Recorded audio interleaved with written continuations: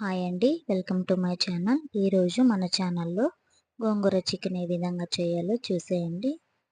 గోంగూర chicken కోసం ఇక్కడ గోంగూర, పచ్చిమిరపకాయలు 4 పచ్చిమిరపకాయలు తీసుకొని గోంగూరను శుభ్రంగా కడిగిన తర్వాత ఒక చిన్న గ్లాస్ వాటర్ పోసుకొని గోంగూరను ఉడికించుకోవాలి. ఇలా ఉడికించుకున్న గోంగూరని మెత్తగా పేస్ట్ చేసుకొని ఒక పక్కన పెట్టుకోవాలండి.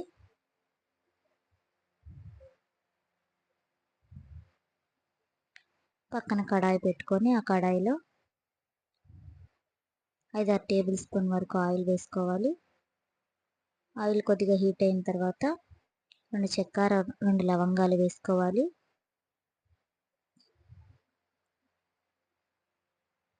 2 ఉల్లిపాయలు, 1 పచ్చిమిర్చి చిన్న ముక్కలుగా కట్ చేసుకొని ఈ ఆయిల్లో వేసుకున్న తర్వాత ఇది కొద్దిగా దోరగా వేగిన తర్వాత కొద్దిగా అల్లం వెల్లుల్లి పేస్ట్ ముద్ద వేసుకొని బాగా కలుపుకోవాలి పచ్చివాసన పోయేంత వరకు. ఇలా వేగిన ఉల్లిపాయల్లో ఒక పెద్ద సైజు టమాటా ఒకటి తీసుకొని చిన్న ముక్కలుగా కట్ చేసుకొని వేసుకోవాలండి.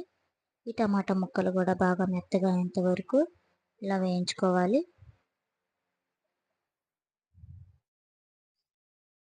టమాటా ముక్కలు మెత్తగా అయిన తర్వాత పక్కన పెట్టుకున్న చికెన్ వేసుకోవాలి. చికెన్ కూడా వేసుకొని చికెన్లో 1 టేబుల్ స్పూన్ వరకు పసుపు, 1.5 టేబుల్ స్పూన్ వరకు కారము,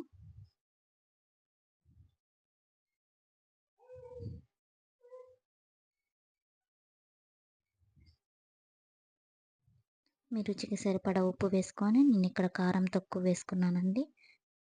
ఎందుకంటే గోంగూరలో కూడా పచ్చిమిర్చి వేసాను కాబట్టి కారం తక్కువ వేసుకున్నాను.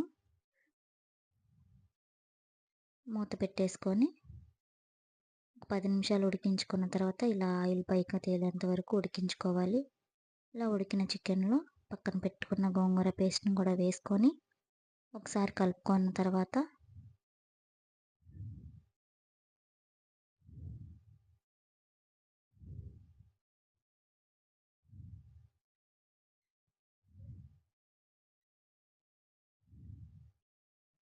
ఒక గ్లాస్ వరకు వాటర్ పోసుకొని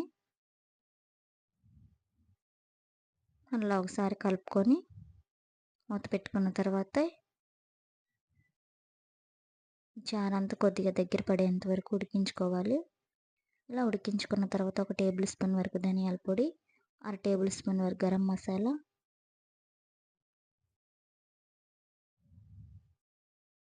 కొద్దిగా ఆచి చికెన్ మసాలా వేసుకోవాలి.